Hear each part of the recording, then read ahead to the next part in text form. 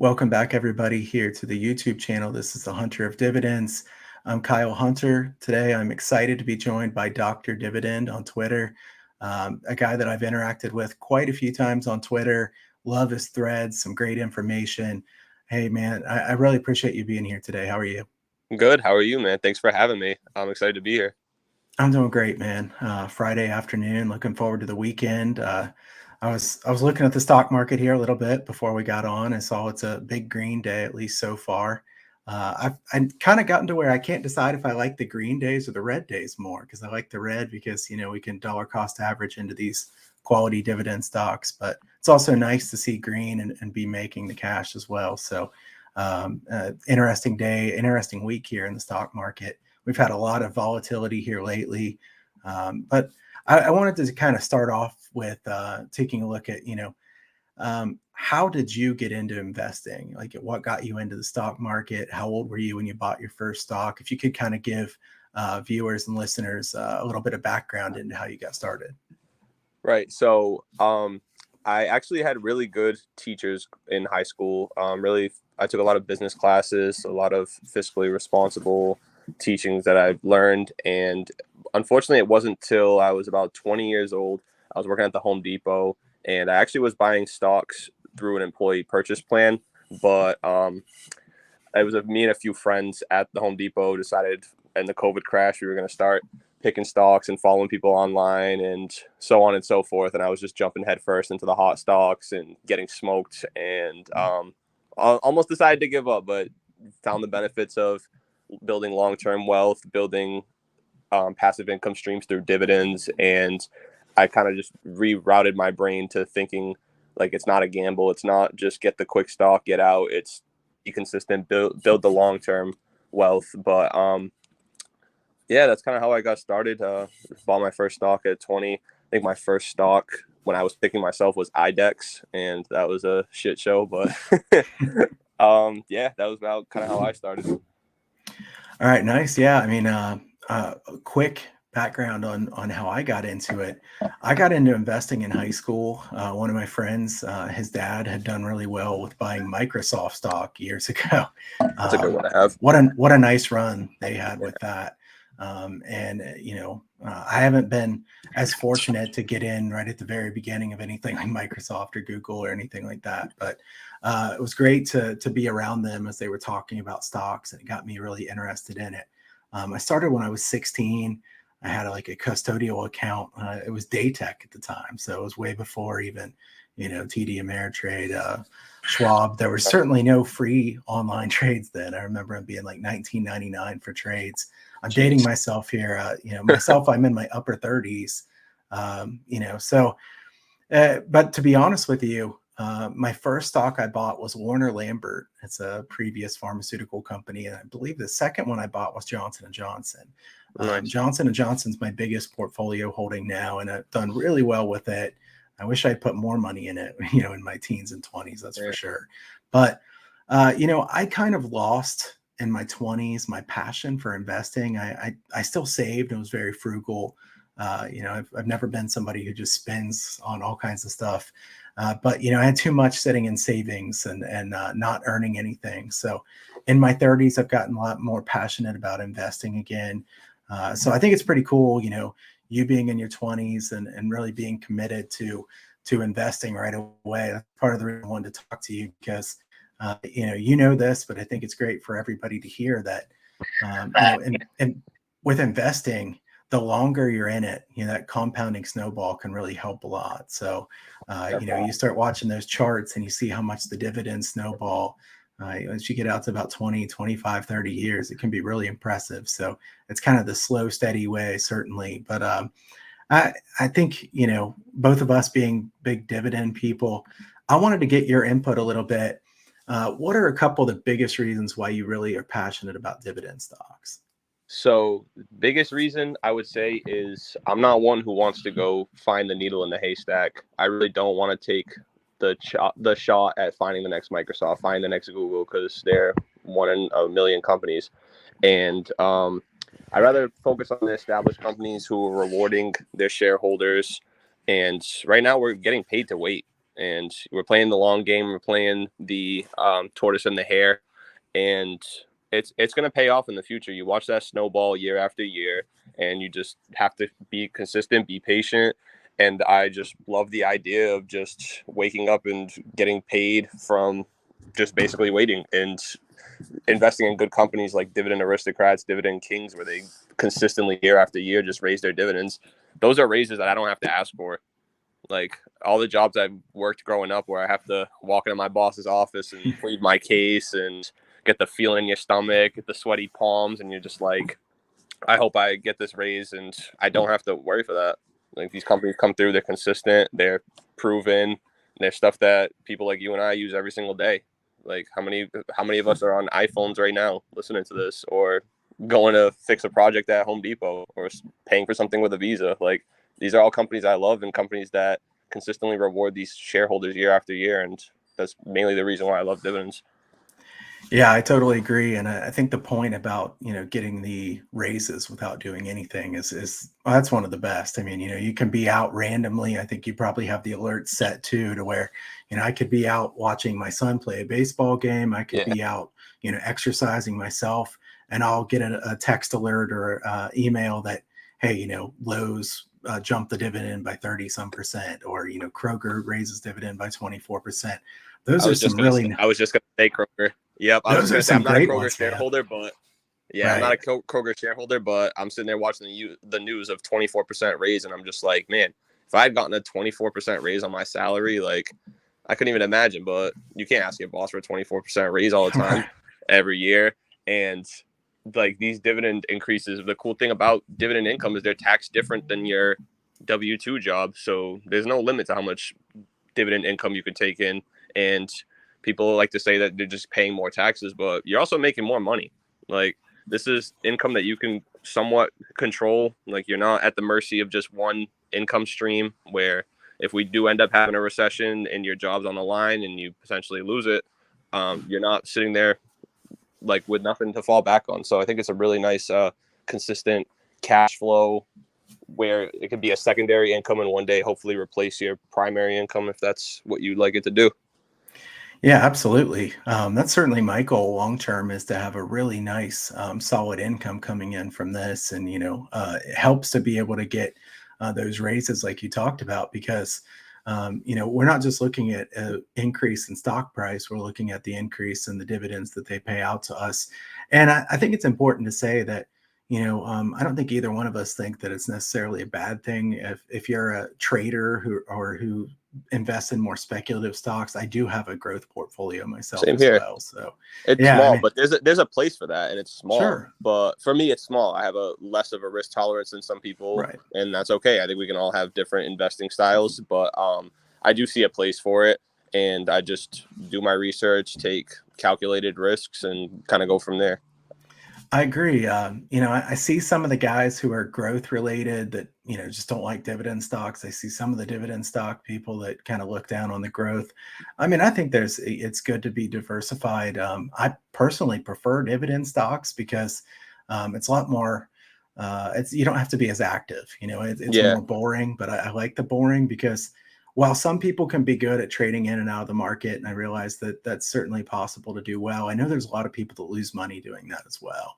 yeah, And I feel like with dividend investing, it's easier to make money in the long term. You get those definitely. passive increases. So for me, passive income is number one as far as the reasons why I like dividend stocks. Certainly, I want passive Yeah. income in general, and I can't think of any better passive income source than dividends. Well, Yeah, it truly is passive. Like you're sitting there and completely. but once you put your money to work, that's it. And I just like to add a little follow up to like another reason why I do like dividend stocks. Listening to a Kevin O'Leary interview one time, and he was just talking about why he loved dividend stocks, and it just kind of hit the nail on the head for me. It's like if you put all this money into a growth stock that you're expecting future cash flows, is the whole reason why we invest future cash flows. Why? When are you ever going to see that money again? If you truly believe in a company, why would you want to sell? And if they're never rewarding their shareholders with dividends, you're just not realizing any profit until you actually sell. But if you want the long-term success of that company, like families of generations who hold Johnson and Johnson year after year, and they just keep reaping the rewards of it. If you're holding a growth stock that's never paying dividends back, then when are you ever going to see that money back unless you sell? And if you truly believe in it long term, like, I wouldn't want to sell. Right. That's Exactly. one more reason why I really do like dividend paying stocks. Yeah, I agree with that because you get a big winner if it's a high flying stock. You hate to sell it, so you wait and you wait, and then eventually it may come back down. But if you're way down, you hate to sell it too. I mean, I'm Mm-hmm. not just going to sell something for a big loss right away unless something changed. So that's a Mm-hmm. good point because we can get some cash flow coming in passively, and the stock price matters less to dividend investors than it Right. does to the other investors, certainly. Now, all of us love to see the dividend stocks go up and get the dividend cash flow. And long term, that's proven to be the case for a lot of these really high quality companies. It's not like we're saying, they only do one thing. You can get the Right. best of both worlds that way. And Definitely. I especially love the dividend growth stocks, the ones that we're going to get these big increases from, because it's also, the yield, the current yield doesn't matter as much as what you're getting, your cost yield on cost. So, if you could have a stock for a long time and you could be getting a yield on cost that's so much higher than the current dividend, that really is something to consider as well, certainly. Definitely. And you hit it on the head. And with the snowball effect, you just see it just year after year. It just keeps growing and growing. As long as you keep reinvesting and not interrupting that compounding, like, it's a recipe for success. And I think people underestimate how powerful compound interest is. Yeah, absolutely. My second reason for really loving dividend stocks is it's boring investing. Look, there's so many things in life that you want, thrill rides, fun things. And, I like to have fun as much as anybody else, but investing is not the place where I want to get those thrill rides. I'd rather just slow and steady wins the race, hands off, buy into quality names that, if they turn down, the market goes into a downturn and there's a recession.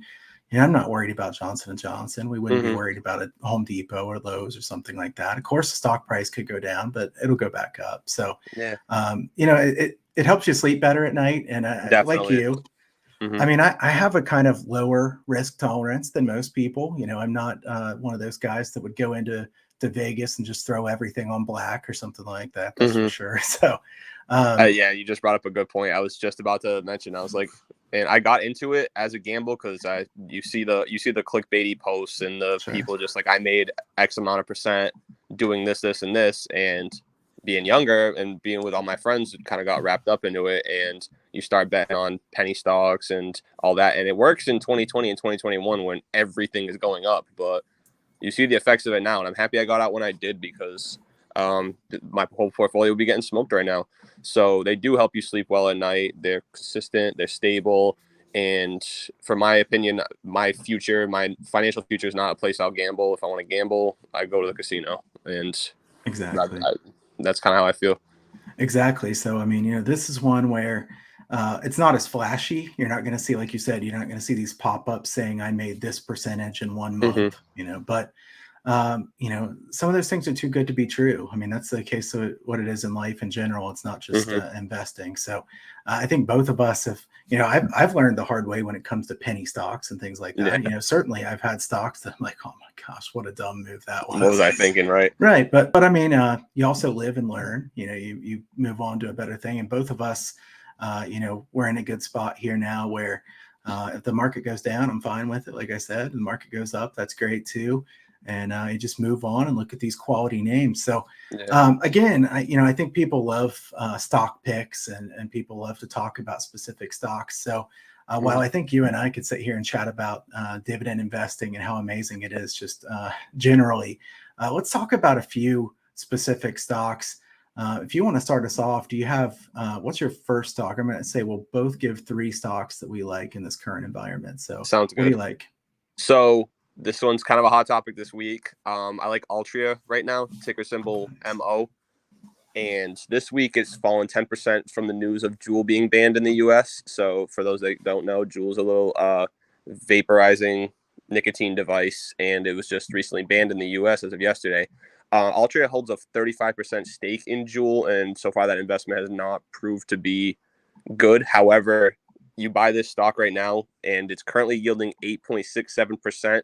And the important part is their margin of profit in the last earnings they released in Q1 is 59.5%, which extremely profitable company outside of this kind of disastrous investment for them. So while they're getting killed on the share price right now, it's a proven company. Even though I don't smoke tobacco, people still smoke regardless. Tobacco is not going anywhere as far as I can see, and it's stable, kind of recession resistant, because your average cigarette smoker isn't going to smoke any less because they're in a recession. They're still going to buy their pack or two or whatever. And I'm just kind of looking at this one right now as a pretty good place to enter. Yeah, I like this. I'm going to show full screen here the Altria Simply Safe Dividends notes. They give it a 55 for safety score, borderline safe. I know that that's because the payout ratio is pretty high. Having said that, tobacco companies, I believe, correct me if I'm wrong, I think Altria has said that they want to pay out like 80% of their stock, their earnings. So if you look at it, right now their payout ratio, as we see here on the screen, 76%. It's really not that bad, and Simply Safe Dividends they want it to be below 85% for tobacco companies. The free cash flow is 79%, which is not bad. I do think the free cash flow payout ratio is really important. Look at the chart here. As you can see, the earnings per share, just really good stair stepping up there. I mean, it's been very consistently growing its earnings per share. They've done a good job with their costs. I've actually been buying Altria this week myself, so I like that we're thinking alike on this one. Certainly, if you wanted to say anything, I mean, also look at their margins. Their operating margins are tremendous, over 50%. This is a stock that's not wildly popular by any means right now. It's been hitting a 52-week low here recently. Right. I think Altria is probably a good look at this point. It's one where also you get paid to wait. If you're going to pay me over 8% to wait for some kind of turnaround, I'll take 8%. Good luck going into your local bank and getting 8% on anything like that. Even the I bonds right now are 9.62%, and you can get this with share appreciation at 8.67%. Like, it's not going to light the world on fire. I won't put my whole portfolio in Altria, but as far as rewarding shareholders and being profitable, there's a lot of companies that aren't close to Altria and how they pull that off right now. So that would be one of mine that I'm watching this week. How about you? I agree. I like Altria. I think it's a good look here. I'm going to pull up another one that I like here. That's Leggett and Platt. I'm going to start out with this home furnishings, 4.82% dividend yield, and this is updated with it going up here today. This is not one of my bigger holdings. It's one that I'm looking to add to here right now. Dividend growth, about 4% over the last 5 years, 4.8% in the last one, 6% over 20 years. I don't think this is a big growth stock for the future. That's about 60% what it's paying out right now. The earnings per share are not quite as smooth as Altria. It's a little bit more noisy up and down. Having said that, this one's I believe this is a dividend king. It was founded in 1883.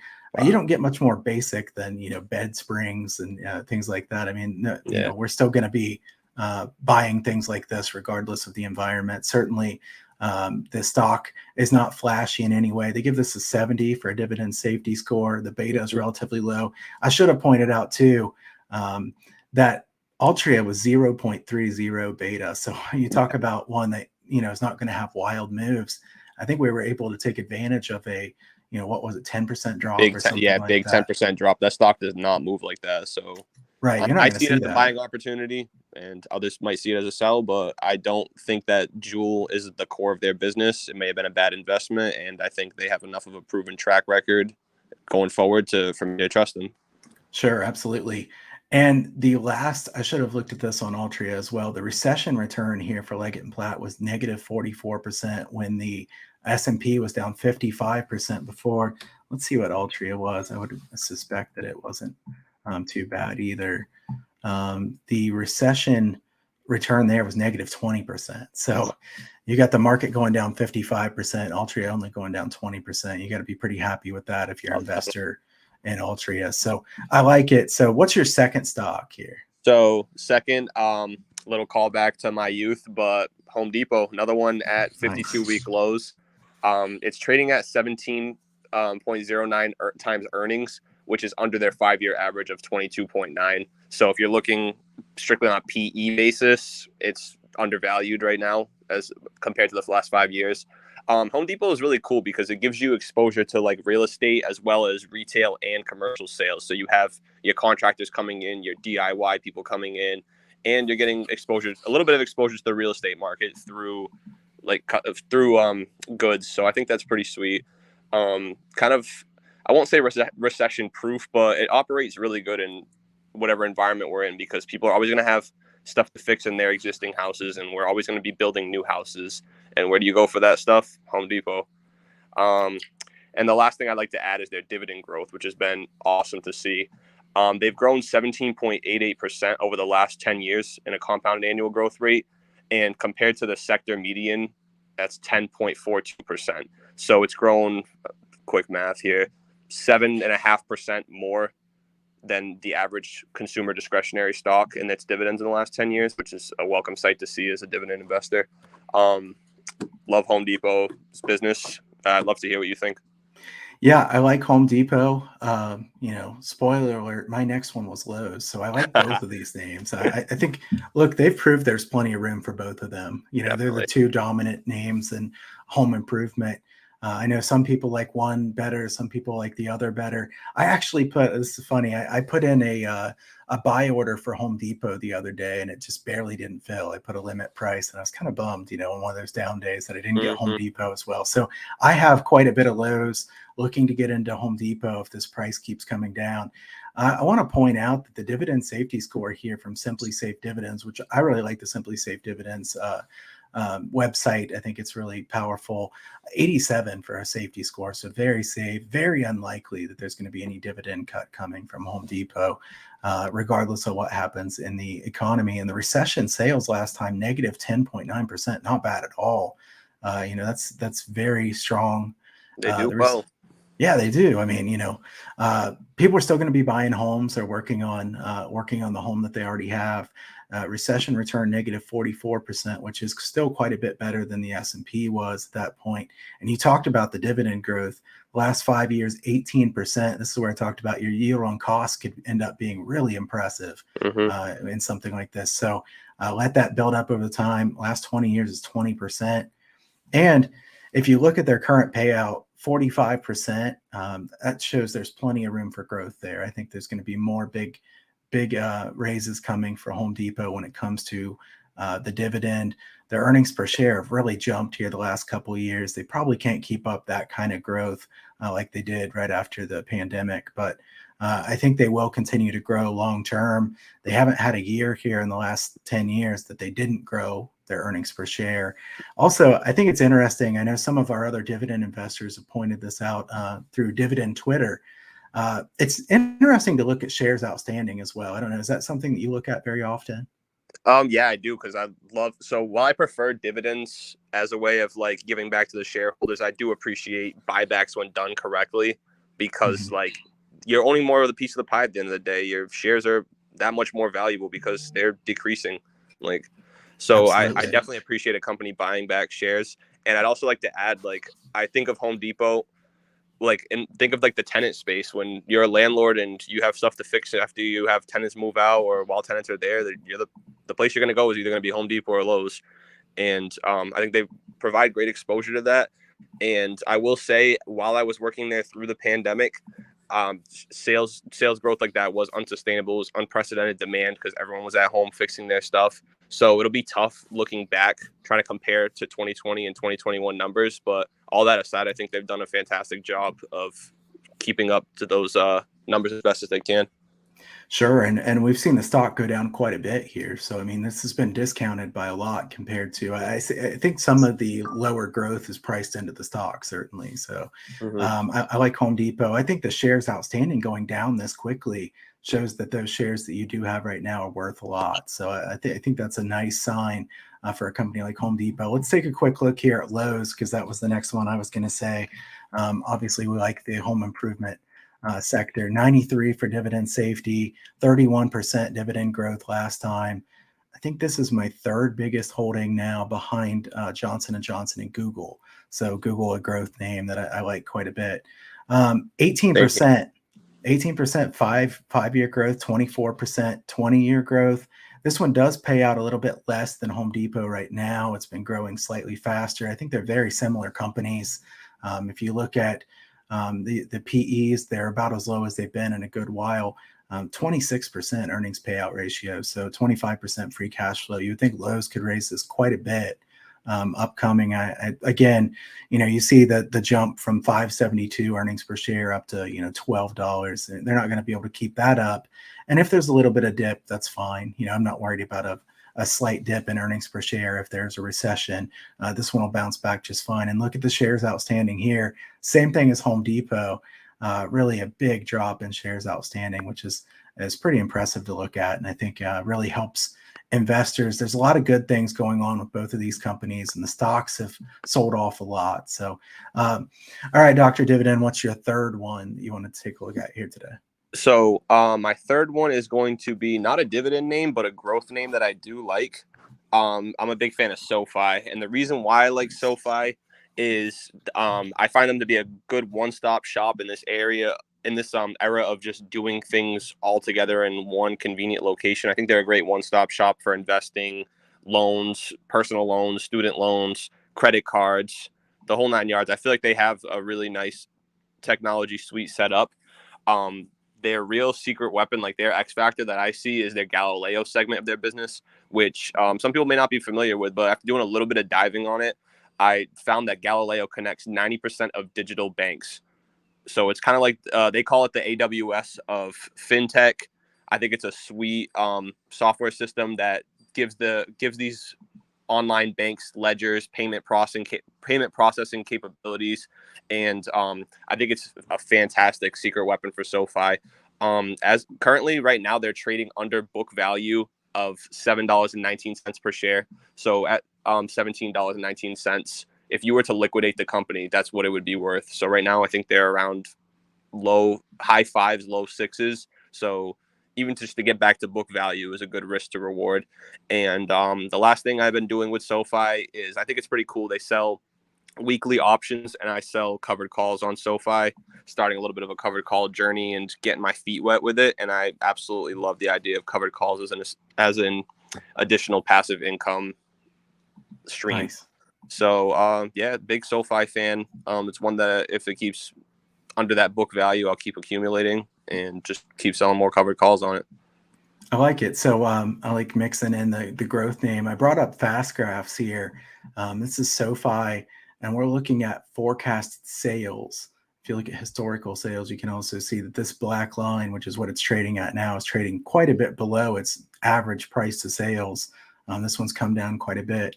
If you look at forecasting here on Fast Graphs, if this were go back to a normalized number when it comes to price to sales, you could be looking at a double here. So 119% annual rate of return by the end of next year, 77% rate of return.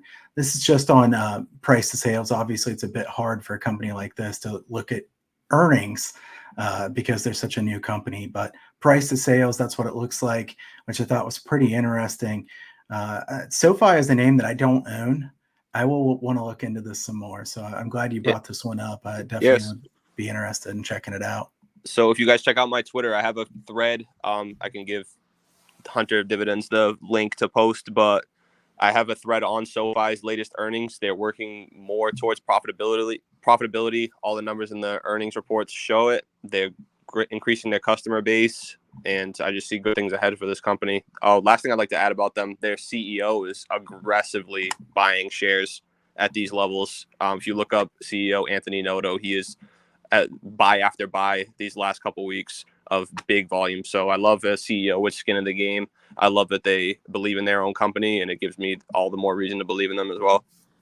Nice. I like it. I think that's looking at what the CEO is doing is definitely something that I'm interested in as well. I already kind of said that Google was another name I like a lot, so that's my growth Same name. here. I'll throw in. Yeah, it's. I mean, I think Google's actually trading pretty cheap right now.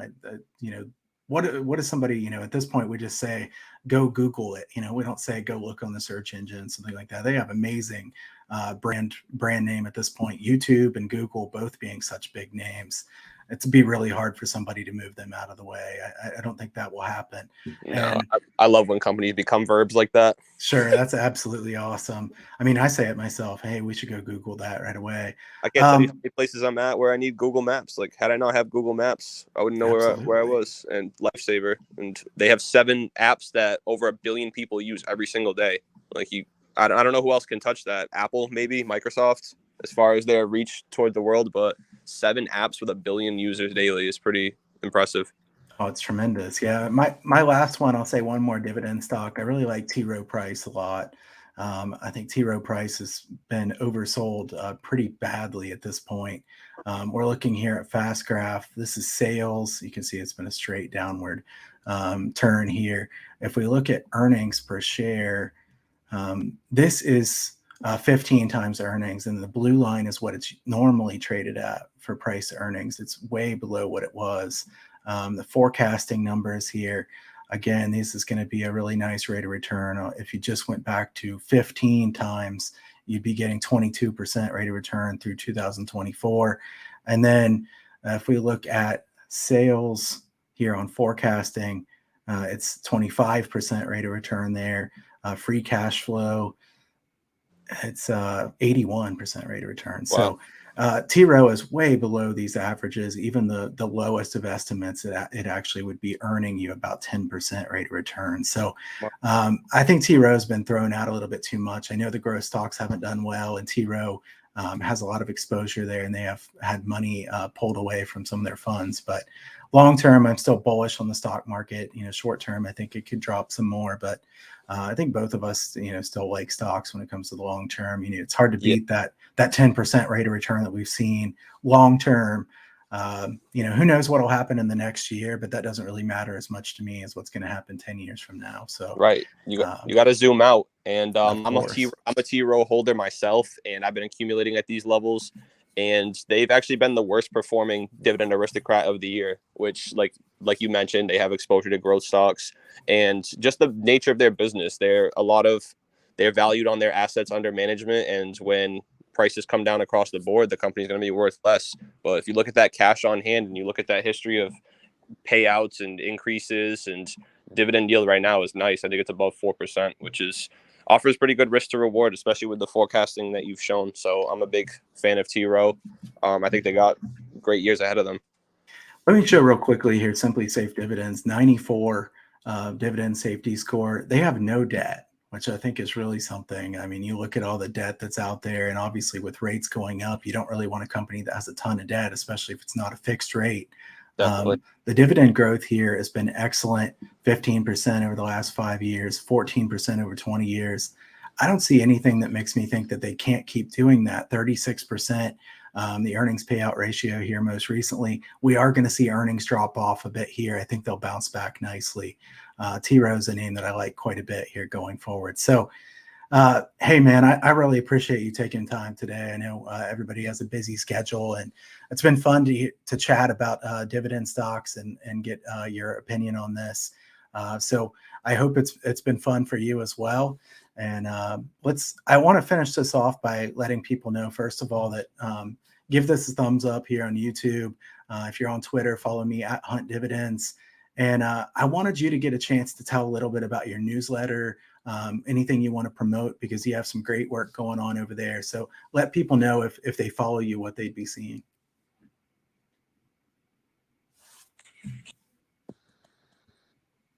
Can you hear me? Yeah. I lost connection. I don't know what that was, man. I'm sorry.